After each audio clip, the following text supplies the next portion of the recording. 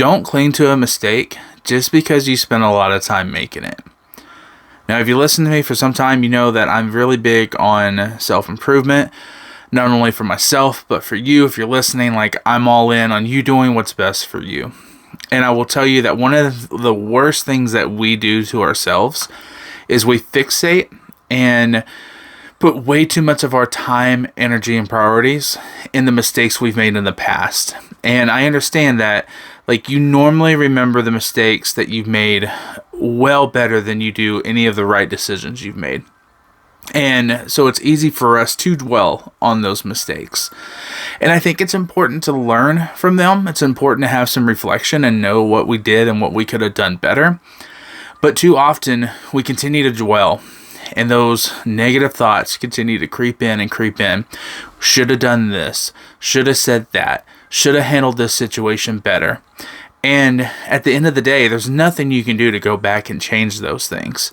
So I think we do have to adapt quickly. We have to learn from them. We have to try not to repeat that same mistake again. But what you can't do is you can't fixate to the point where you start allowing yourself to have self-doubt and insecurities and having a terrible mental health crisis because you made a simple mistake. Now, not all mistakes are small. Not all mistakes are created equal. Totally understand that.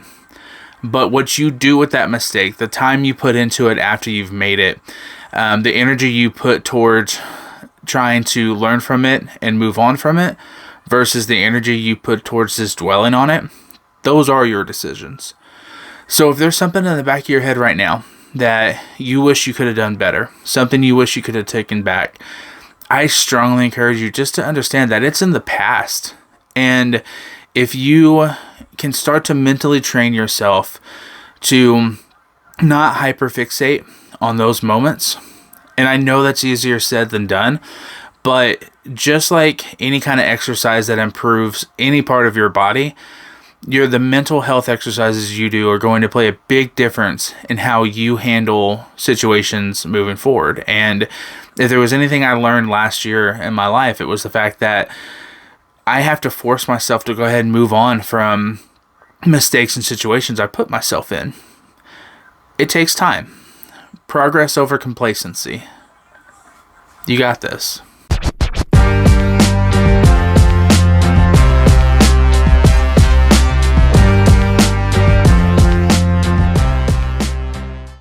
Hey everybody, welcome to the Monday edition of the Batmandrew Podcast.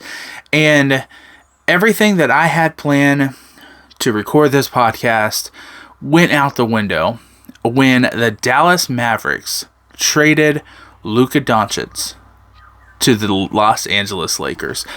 Like, this was one of those trades that I truly, like it felt like it stopped all of sports. Like, everyone was stunned and shocked.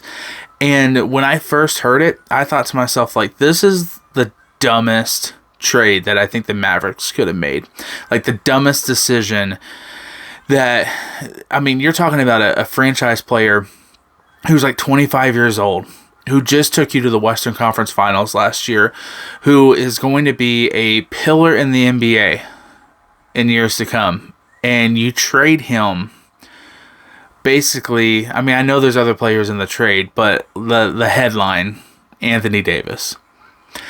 And in a perfect world where Anthony Davis never got injured, I actually think on paper, if you're trying to win now, you know what? Because you have Kyrie Irving in your backcourt, because you have Klay Thompson, it's not that bad of a trade the more I thought about it. But here's the problem. Winning now, that gives the impression that your team was already pretty good to begin with. The Mavericks are 9th in the Western Conference. And I will tell you this, even if they manage to sneak into the playoffs, I mean, there's still a lot of basketball left. But if they manage to sneak into the playoffs after this trade, they're probably end up going to play the Oklahoma City Thunder. Now, I'm biased. I'm from Oklahoma City. But come on, there is not a better team in the league right now. I don't want to hear this noise about the Cavs and how good they are in Cleveland. It's fucking Cleveland. the Oklahoma City Thunder, like, they legitimately have a shot to win an NBA title this year. And when and if they have to play the Dallas Mavericks in the playoffs, are you kidding me? Like, you could have added Anthony Davis to that roster without removing Luka, and they're not beating the Oklahoma City Thunder. So I was left like, why? Why this trade? And even if you look at it from a point of view from the Lakers, like, clearly Los Angeles is setting up for their next 10 years, right? Because LeBron is still a great player. I'm not a LeBron fan, but he's still a good player. But he's on the tail end of his career, like the very tail end of his career. So clearly the Lakers are looking to the future and what they plan on doing with Luka and how to build around Luka. So I understand it from the Lakers' point of view. But even when you look at it from just, the whether it's salary cap, whether it's, trying to win or things like that, I just think at the end of the day that Luka being traded from the Dallas Mavericks, it's questionable at best. Like, I just don't understand the move, because if you think it's not the time, and I'm sorry, when you're ninth in the West, I get they just went to the finals, NBA finals last year, but when you're ninth in the West, there's no, this late in the season, there's no, like, oh, we're trying to win now. We think that we can win now. If that was the case, you wouldn't have went after a player who is arguably one of the most injury-prone superstars in the NBA. And I just don't, it doesn't make sense. Even really on paper when you look at it from that aspect. And, from the Lakers' point of view, I don't think Luka's going to help them win now because, again, I think Father Time has kind of passed on LeBron, a little bit. I think he's not that guy anymore. So it really, all in all, I mean, the Lakers are planning for their future. Good on them. But I just don't understand it from the Dallas Mavericks point of view, because if you were wanting to build for the future, like, you keep Luka and you trade off some of your other pieces to try to rebuild and see where you can be back in the next 2 or 3 years. But I also think that's why maybe Luka probably wasn't going to return back to Dallas. So maybe you wanted to get something before you got nothing, and I get that. I'm a Thunder fan. Kevin Durant, I definitely understand that. But I don't know. I think sometimes you gotta roll the dice and hope for the best when you have a talent like him. And I don't want to hear the whole argument of, like, he's, borderline out of shape or, commitment issues or things like that. Like, this guy is a superstar. Easily, in my opinion, one of the top 3 NBA players in the league right now. And so I don't know why. The trade just doesn't really make sense. But you know what really caught my attention more than the trade, honestly, more than this blockbuster trade to send Luka to Los Angeles, what really caught my interest the most was some of the reactions from some of the NBA players. LeBron, for example, saying that he heard about it when he was at dinner with his family. Come on. Like, who truly believes that? Like, LeBron orchestrated this trade. Like, don't get me wrong, I think the Lakers, obviously, it benefits them. They wanted it to happen. I mean, it helps them for the next, 10 years down the road. But there's no way you can tell me that LeBron heard about it when he was eating dinner. Like, I don't fucking believe that one bit. But what really I had to laugh at was some of the reactions that came out, like from Kevin Durant, for example. And it got me thinking, because I think there's a clip going out there where Kevin Durant found out about it from some fans that were sitting in the stands at one of the Suns game and things like that. And I pose a question to you. That is Kevin Durant not for being a superstar, the most irrelevant superstar in the NBA right now? Like, is there anybody who thinks about Kevin Durant or puts him in the conversation for anything? And listen, being from Oklahoma City Thunder, Oklahoma City fan, being a Thunder fan, and living and being born and raised in Oklahoma, I applaud and I'm very grateful for everything Kevin Durant did in Oklahoma. Did he leave like a little bitch? Sure. But you know what? Like, we can move past that. And I think when Kevin Durant retires, I think his jersey will be hanging in the rafters in Oklahoma City. I would even be for putting a statue in front of the arena for this man, because it wasn't about the Thunder for Oklahoma City. It was about the growth and the excitement and the experience that every Oklahoman had during that time. Like, we wouldn't be the city we were if it hadn't been for Kevin Durant and the success that the Thunder had early on whenever they first moved to Oklahoma City. So I'm not against this guy, but shit, he just fell off the fucking face of the earth. And maybe I'm crazy. Maybe I'm just living under a rock. I don't know, but I don't hear shit about Kevin Durant or the Suns, and it's comical to me, because I just think that when he left and he went to Golden State, he clearly wanted to chase championships. He wanted the attention. He wanted everything to be about him. And although he'll go down as one of the top, easily top 50 players in the NBA of all time, but probably even better than that. He's literally Mr. Irrelevant right now, and so I found that kind of funny. So I don't know, like Luka going to the Lakers, man. I grew up a Lakers fan. I was more of a Kobe Bryant fan, but I grew up a Lakers fan, and like, I definitely think that this is exciting. If you're a Lakers fan, you're not going to win anything now. It is what it is. But I think, having Luka over the next 10 years, pending obviously him signing extensions and stuff like that or whatever with the Lakers. But if you're Luka, why wouldn't you, right? Like, it's LA. So I don't know. You know what? Like, at the end of the day, we'll just have to wait and see how this plays out. I just think it's a really shitty move by Dallas. Like, I just don't understand what the mindset is there. So I don't know. It'll be interesting to see. We might be looking at back on this 10 years from now and realizing that the Dallas Mavericks either dodged a huge bullet here, or they made one of the biggest mistakes in NBA history. There's a lot of controversy, or I guess more thoughts than controversy, but there's a lot of talk out there of like why this trade went through.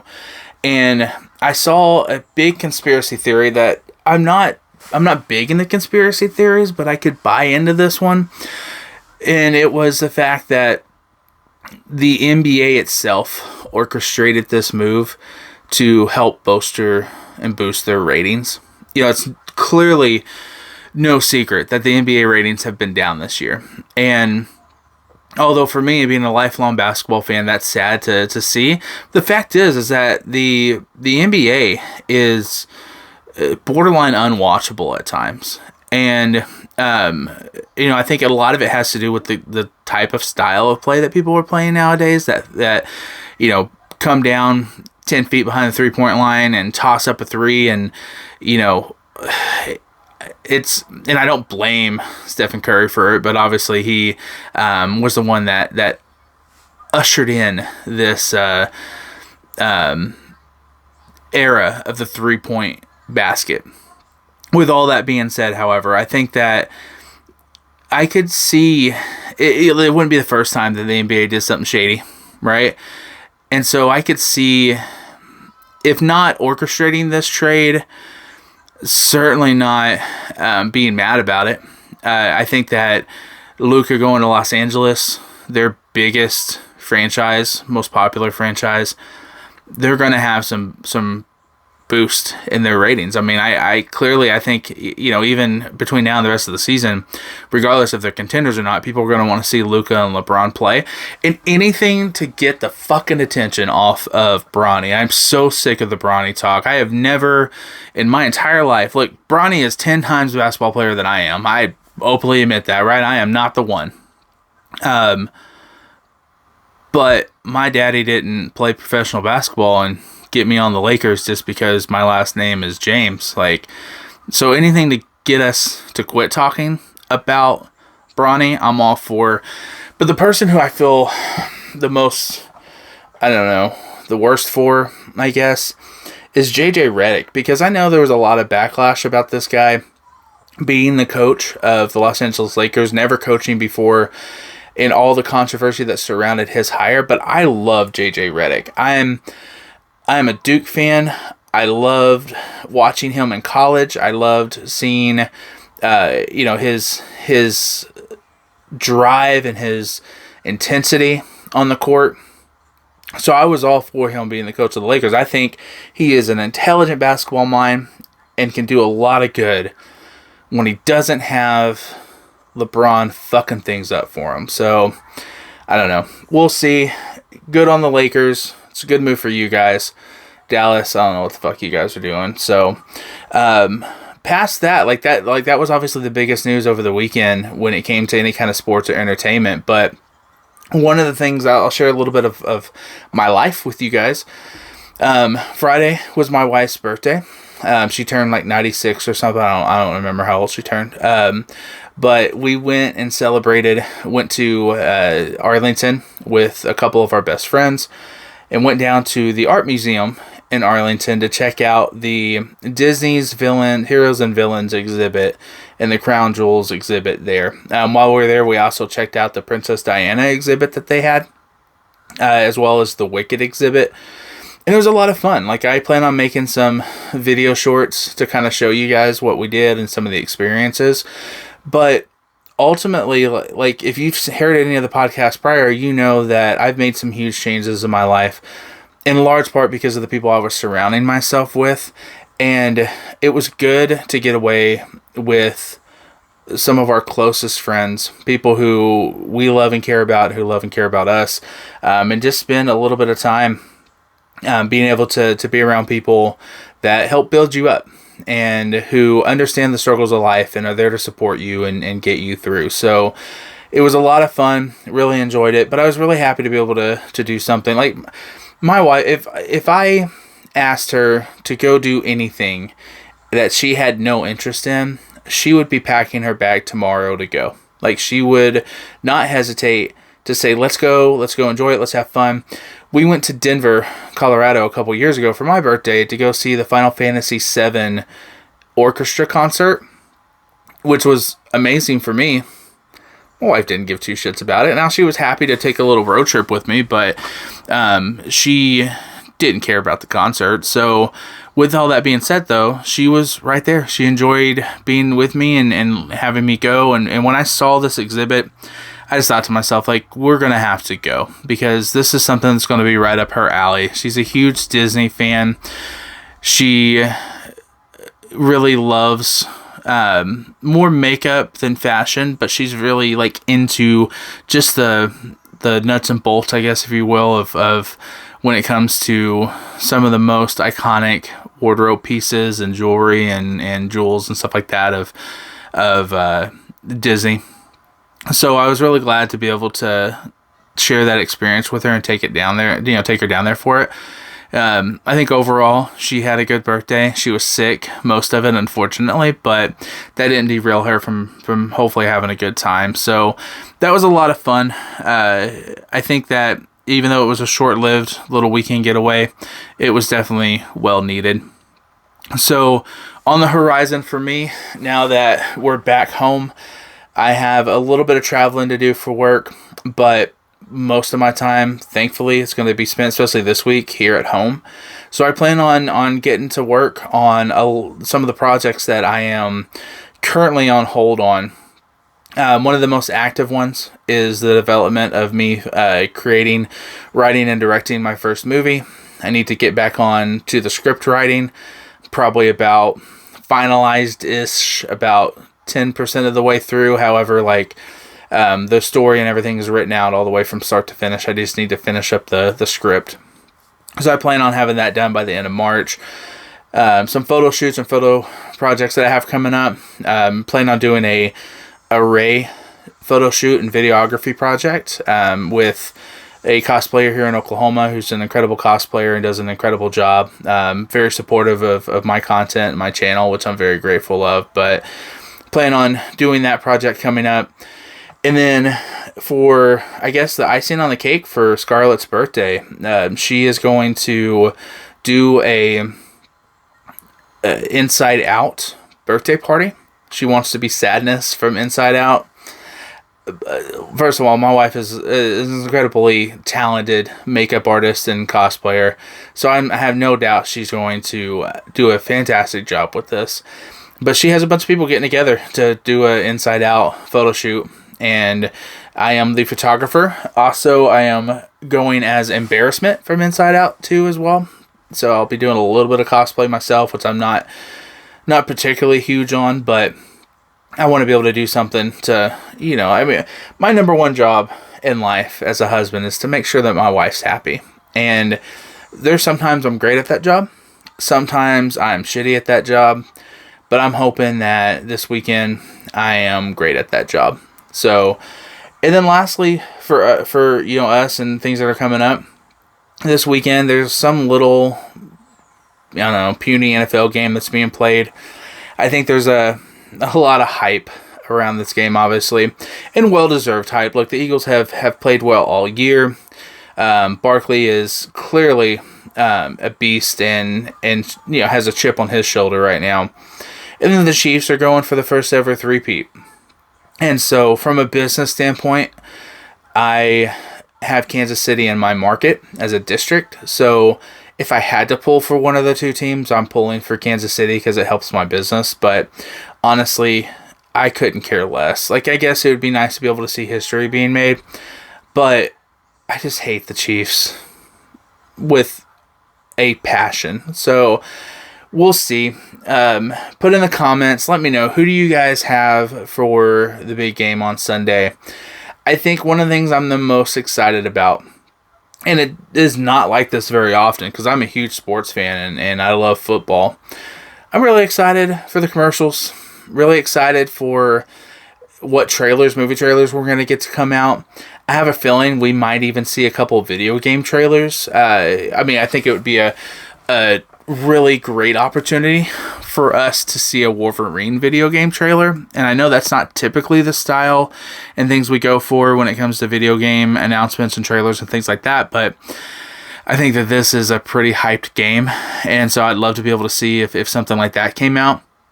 But I will tell you, after all the trailers and all the commercials that are going to be on the Super Bowl, I heard one that's not going to be on the Super Bowl, but is a brilliant piece of marketing.